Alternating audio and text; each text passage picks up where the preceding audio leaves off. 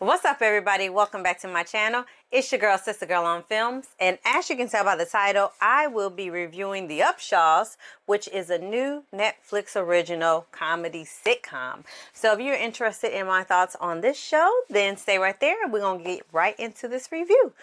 Hey, Sista Gurl on Films, you don't want to miss a thing, better stay tuned in. So lay back, get into the vibe, in the mood. Real reviews from a sister's point of view. Trailer reactions, movies and TV. So entertaining and authentic, believe me. So roll that footage, I'm ready to chill. Time to hang out with my Sista Gurl. Hey, Sista Gurl on Films. Hey, Sista Gurl on Films. Hey. So The Upshaws stars Mike Epps, Wanda Sykes, Kim Fields, Gabrielle Dennis, Paige Kennedy, a whole pretty much all-star cast. And like I said, it is a Netflix Originals comedy sitcom, and it centers around Mike, who is a mechanic who owns his own auto body shop in Indianapolis, Indiana. Woo, woo, woo. Yeah, I'm actually from Indiana, so originally. So I'm excited that there is actually a sitcom that is based in Indiana that centers around a black family. Like, that's amazing. Whenever people hear that I'm from Indiana, I always hear the most ignorant shit ever. Like, oh, there are black people in Indiana? Shut your dumb ass up. You talking to me right now. So obviously, there are black people in Indiana and not just in Gary, okay? Because I ain't from Gary either. Anyway, so in watching The Upshaws, I immediately compared it to Dad Stop Embarrassing Me, which I should not have, because Upshaws is much better than Dad Stop Embarrassing Me. But we'll get into that in a little bit. So The Upshaws, like I said, centers around Mike, who is an auto mechanic who owns his own shop, and he is married to Regina, who is played by Kim Fields. I appreciate the throwback to Kim's character being named Regina, because you know in Living Single, she played Regine, but really her real name was Regina. So I was like, okay, I get the connection. And so Benny and Regina have 3 children together. I might have written down the kids' names, child, but wait, 1, 2. Yeah, they have 3 kids together. And then Benny has a child with Tasha, who was played by Gabrielle Dennis. So him and Regina were on a break that Regina didn't agree to. And Mike had a little side baby.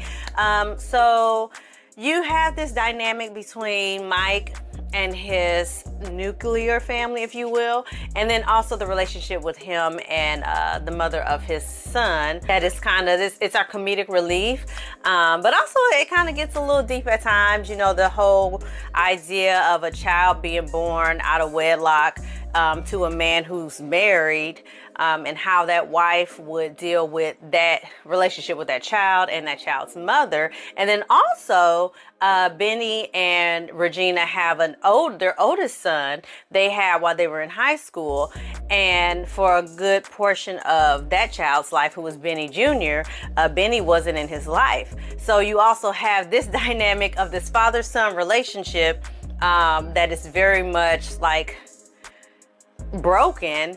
And then you also have his relationship with his 2 middle children, his daughters, and then it's a lot. It's a lot.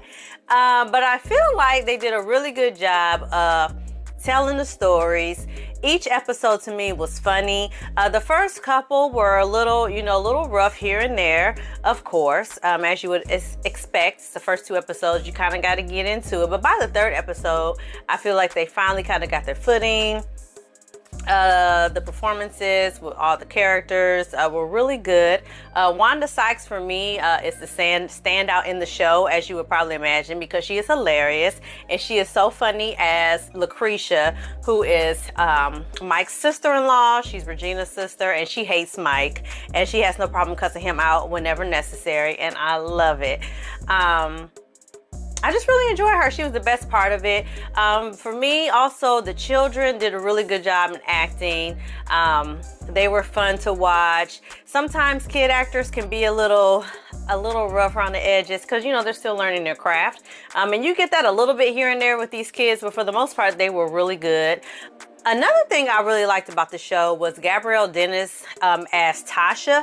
she, next to Wanda Sykes, she was probably my favorite character. Like, she was hilarious in this. I felt like she did a really good job of playing like the baby mama that was kind of ghetto, but you also can tell she was really sweet.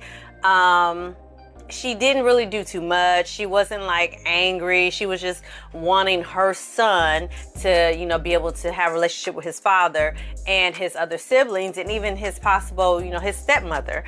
So I really loved her as Tasha, and then plus Gabrielle Dennis is just gorgeous. So she was wonderful to look at. The outfits they had on her were pretty cute. Sometimes they were a little ratchet, but it worked for her because she can just pretty much probably pull off a paper bag and it would look amazing. So I really love that I got to see her in this because she's just a joy to watch. And anything that she's in, honestly. I feel like the show, for me, it really reminded me of a black version of the Roseanne bar show back in the day. Or just Roseanne. I kept comparing them to like the Black Connors. So it's kind of like a mixture of that meets My Wife and Kids for me. And I really enjoyed it. They do use a laugh track, which can be distracting sometimes. But like I said, by like the third or fourth episode, you don't really notice the laugh track as much. And I think they also may have kind of backed off with it just a little bit, which I appreciate. So they don't really touch on a lot of like big, important, like heavy topics in the show. They kept it pretty much lighthearted, which I appreciate because it is a comedy. So if your lane is not to be involved in like very heavy topics, then just stay out of it. Like, if you're not gonna do it right, don't do it at all. So I appreciate that they didn't do that in this show. Maybe some of the only issues that I have with it is that Kim Fields, her acting in this is kind of all over the place. Like, her chemistry with the other actors was good, but there were times where her acting was maybe it felt a little forced.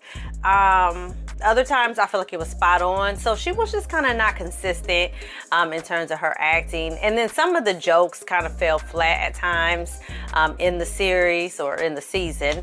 And Mike Epps, he just isn't that great of an actor. He's okay. So if you're not a huge Mike Epps fan, or you're kind of bothered by his acting, then this might turn you off a little bit. But if you enjoy him, you think he's funny, you liked him in the Friday movies and in All About the Benjamins, then I feel like you'll really enjoy this because he kind of gives you that same type of energy and that same type of delivery with his jokes and things like that. And I enjoy Mike Epps from a comedic standpoint.